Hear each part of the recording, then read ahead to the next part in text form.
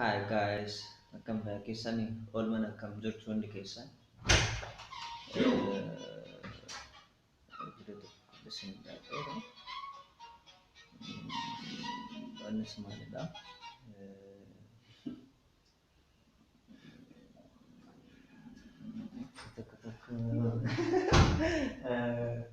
እና wantan isin jechuu barbaadu maalidha irra kana isin barsiisuu barbaadu yeroo ammaa kanatti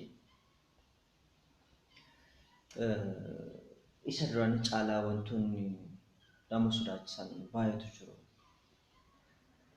Duraan fakkeenyaaf siyaasa akka tokkotti fudhachuu dandeenya. Yeroo kanatti garuu isa duwwaa miti. Ana yeroo baay'ee kan gaafina keessattuu maalidha.